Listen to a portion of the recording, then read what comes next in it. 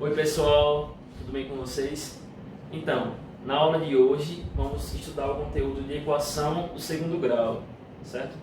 Então, serão abordados os seguintes tópicos: como identificar uma equação de segundo grau, como identificar os seus coeficientes, como reconhecer uma equação completa e uma equação incompleta, raízes, o que significa as raízes? A gente vai ver isso nessa aula. E também vamos solucionar problemas que envolvam a equação de segundo grau. Vamos adiante. Como identificar uma equação de segundo grau? Então, para ser uma equação de segundo grau, sempre, o termo desconhecido, a nossa incógnita, ela sempre vai estar com um grau elevado ao quadrado e sempre vai vir na forma ax ao quadrado mais bx mais c. Essa aqui é a fórmula geral para uma equação de segundo grau. Então, sempre que a minha incógnita, o meu valor desconhecido, estiver elevado ao quadrado, ou seja, com o expoente 2, a gente já sabe que ali é uma característica de uma equação do segundo grau, certo? Indo adiante. Como identificar os coeficientes da equação de segundo grau? Vamos lá.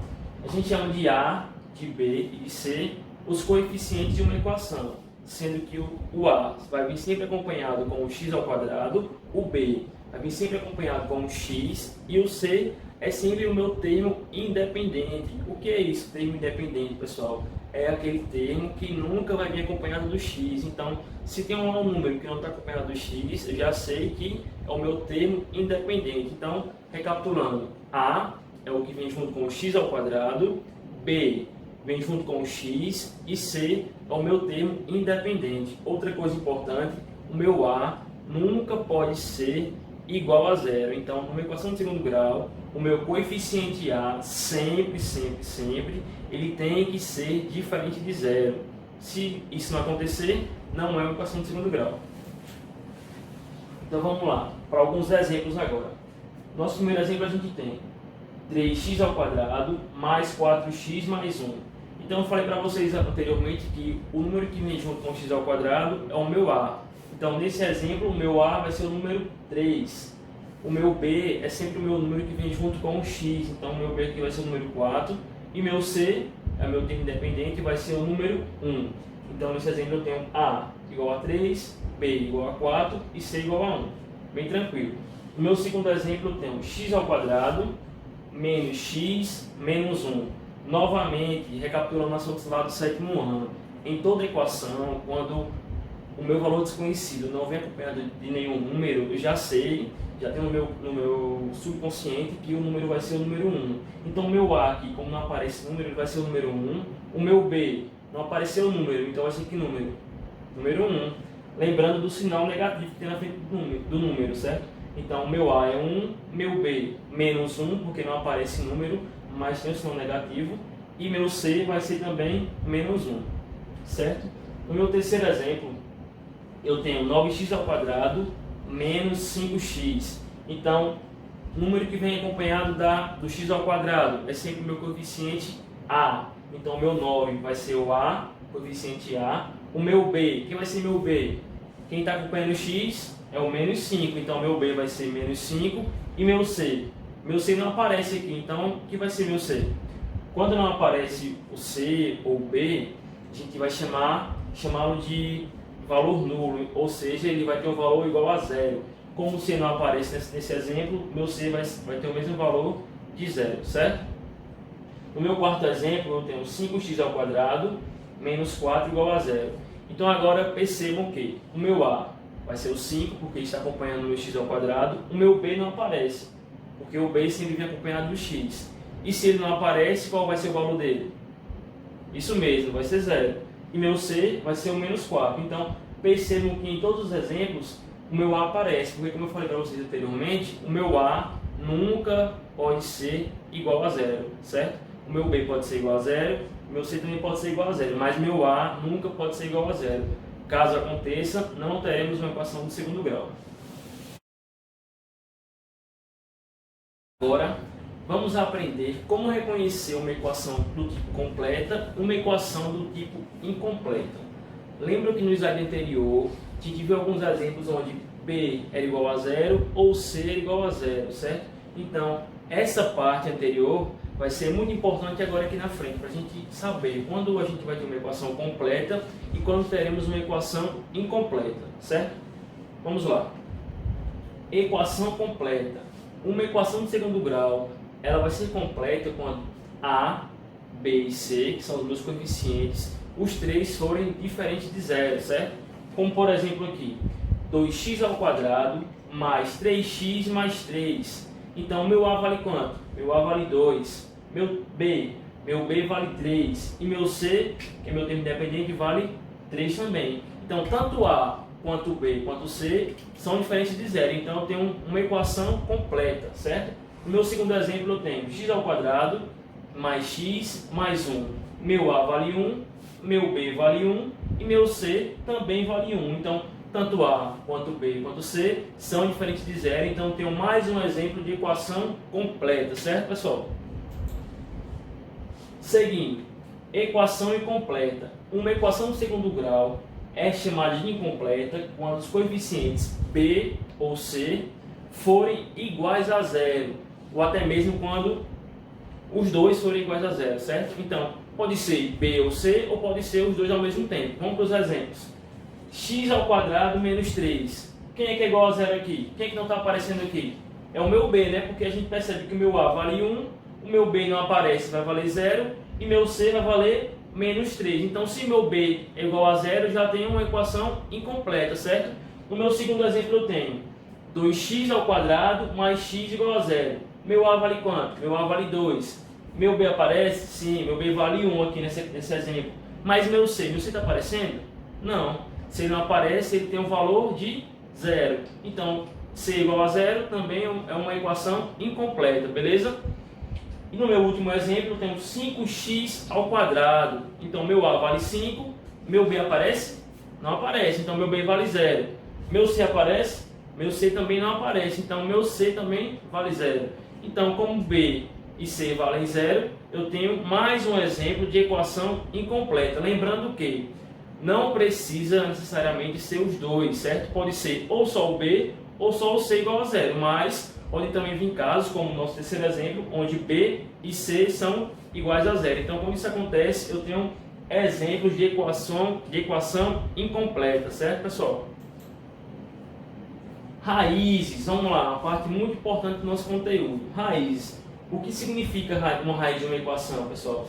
São os valores encontrados na resolução da equação que, ao serem substituídos no lugar de x, torna toda a nossa equação, que a gente viu lá no início, que é dada pela fórmula ax ao quadrado mais bx mais c, igual a 0, certo? Então, ao pegar um valor, substituir nessa equação aqui, e toda essa parte da equação, todo o meu primeiro membro, se tornar igual a 0, então eu sei sim que esse valor é uma raiz dessa equação, beleza? Vamos para um exemplo? Vamos lá. Como descobrir se o número 3 é raiz da equação x ao quadrado menos 5x mais 6? Como é que eu vou descobrir isso, pessoal? É simples. Quem é meu valor desconhecido na equação? É meu x, não é isso? Então eu vou pegar o meu número 3, certo? E vou substituir no meu valor desconhecido, na minha incógnita. Ou seja, onde tem x, eu vou colocar o número 3. Vamos lá? Pegando aqui a minha equação, x ao quadrado vai ficar como? 3 ao quadrado. No lugar de x, coloquei o número 3. Beleza? Continuando, menos 5, estou repetindo a fórmula aqui, certo? Vezes x. Mas quem é x? X é 3, então vai ficar menos 5 vezes 3 mais 6. Agora eu vou resolver. Se tudo isso aqui der igual a 0, então é verdadeiro. O número 3 é raiz dessa equação. Vamos resolver. 3 ao quadrado resulta em 9, beleza? 5 vezes 3 resulta em 15, então ficou 9 menos 15 mais 6. Vamos resolver agora? 9 menos 15, a gente tem sinais opostos, então a gente tem que subtrair e vamos permanecer com o sinal do maior número, certo? Então, 9 menos 15 resulta em menos 6, porque 15 tirando 9 resta 6. Como 15 é o maior número e está com sinal negativo, eu vou ficar com menos 6, certo? Então, agora continuando, ficou menos 6 mais 6. Sinais opostos, subtrai, menos 6 mais 6 vai resultar em 0. Então, o meu primeiro membro resultou em 0, igual ao meu segundo membro, que também é 0. Então, isso me prova o quê, pessoal? Que o número 3 é sim uma raiz dessa equação. Recapitulando, peguei o número 3, substituí no meu valor desconhecido, que é o meu x. Ao substituir, eu percebi que o meu primeiro membro se tornou igual ao meu segundo membro. Então, se isso acontecer, eu sei que o número é sim uma raiz da equação. Beleza?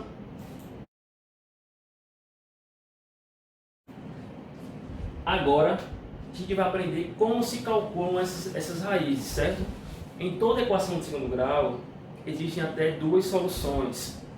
E em todos os casos de equação de segundo grau também, a gente pode resolvê-los pela fórmula tanto falada e tanto conhecida por vocês, que é a fórmula de Bhaskara, certo? A fórmula de Bhaskara é dada pela expressão x igual a menos b mais ou menos raiz de delta, tudo isso dividido por 2 vezes a. Aqui tem duas coisas que vocês já sabem, porque a gente já viu nos nossos slides anteriores, que é o b, meu coeficiente b, e é o a, que é o meu coeficiente que vem junto com o meu x ao quadrado. O que vocês ainda não sabem é sobre o delta, certo?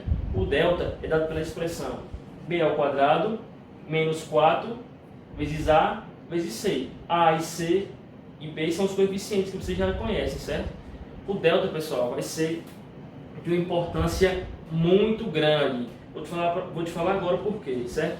Quando o meu delta for um valor maior que 0, isso quer dizer o quê? Ao resolver o delta, essa expressão aqui, eu encontrar um valor maior que 0, isso quer me falar que essa equação terá duas raízes reais e distintas, ou seja, dois valores, um diferente do outro, certo? Isso quando o meu delta, quando essa expressão aqui for um valor maior que 0, certo?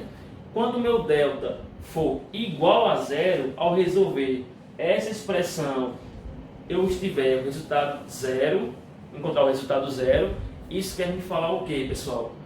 Que essa equação que estará sendo trabalhada terá apenas uma raiz real, certo? Para essa equação. Ou seja, tanto a primeira raiz quanto a segunda raiz, as duas terão o mesmo valor.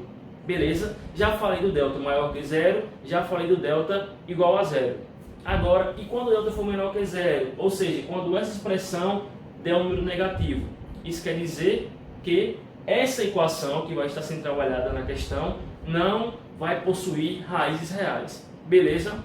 Agora, pessoal, eu trouxe aqui para vocês duas questõezinhas básicas contextualizadas, porque, como eu sempre falo para vocês, lá no Enem da vida não vai ter lá, resolva a equação tal e medir as raízes. Não é assim. Sempre vai ter uma questão, algo para você interpretar, para a partir daí a gente introduzir nosso assunto.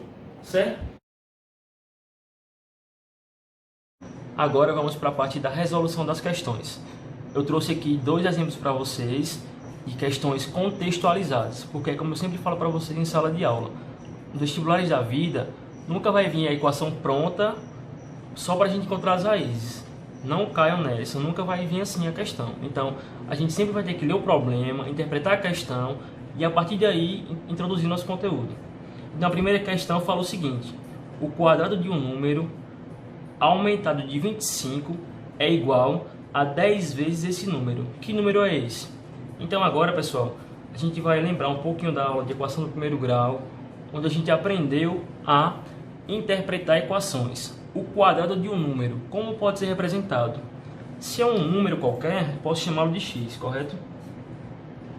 O quadrado de um número, então, é x ao quadrado, aumentado de 25. Então, se é aumentado, vai ser uma soma. Então, posso colocar mais 25. Até aqui tudo bem. E tudo isso, a questão me diz que é igual a 10 vezes esse número. Então, é 10x, que é 10 vezes um número que eu não conheço, posso chamá-lo de x, ok?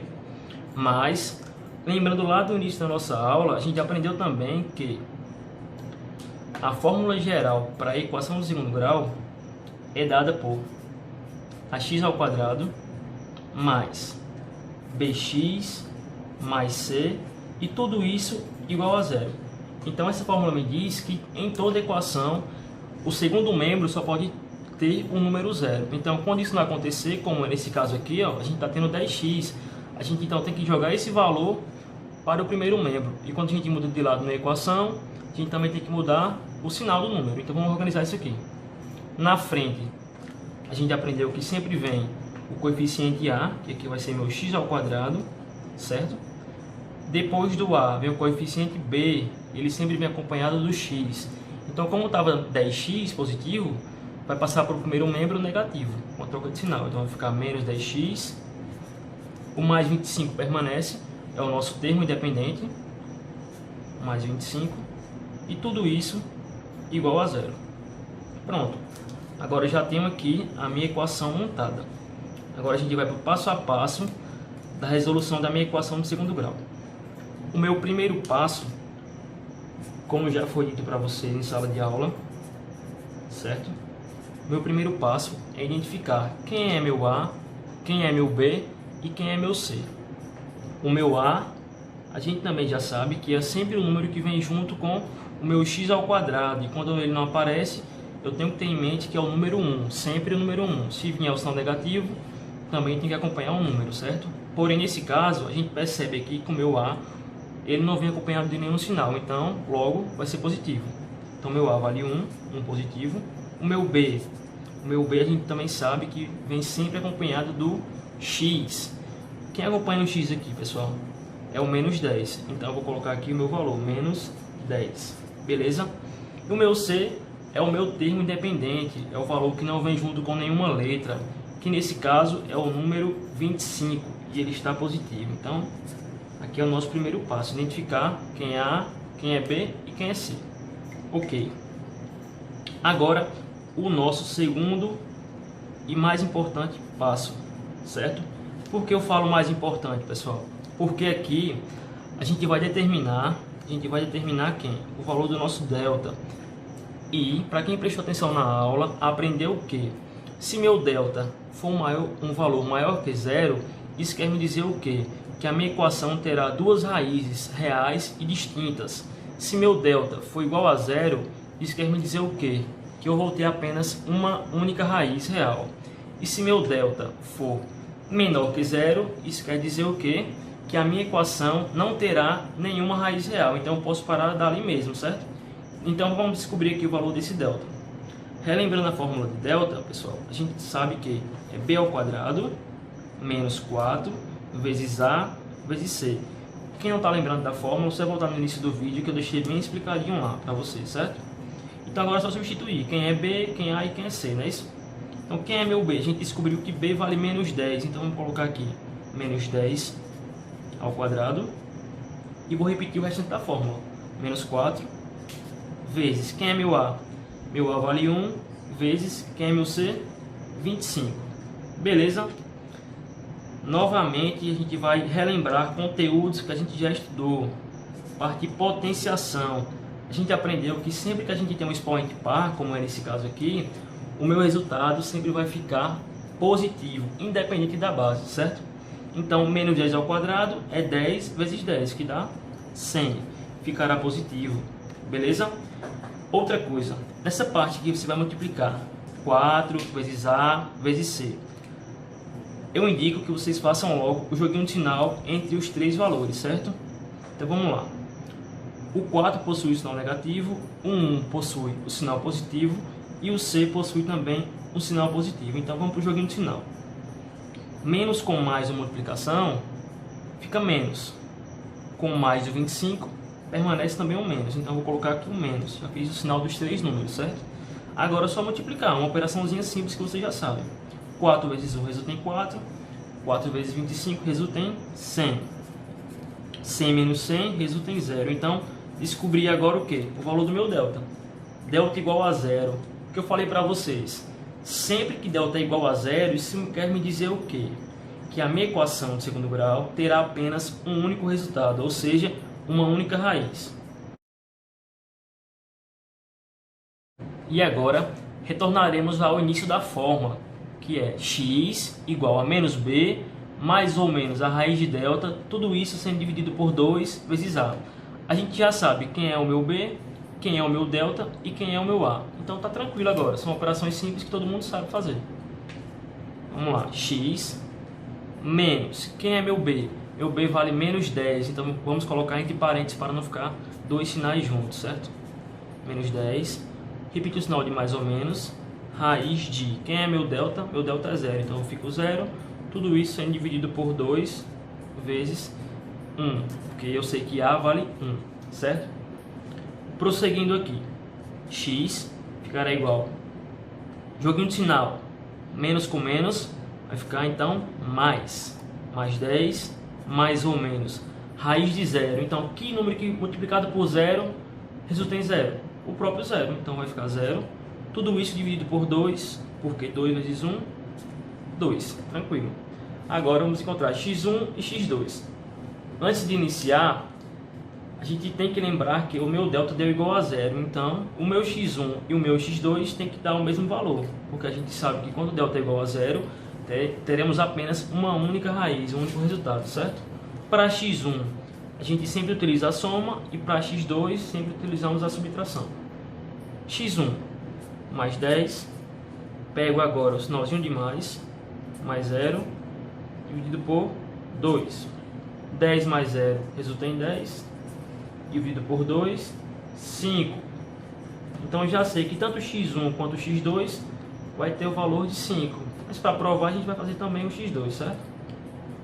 Com a subtração. x2 será igual a mais 10. Pegamos agora o sinal de menos, certo? Lembrando, no x1 eu pego o sinalzinho de mais, no x2 o sinalzinho de menos. Então mais 10 menos 0 dividido por 2. Tudo isso dividido por 2, certo? 10 menos 0 permanece 10, dividido por 2 também resulta em 5. Logo, o número que estava sendo procurado na questão é o número 5. Tranquilo?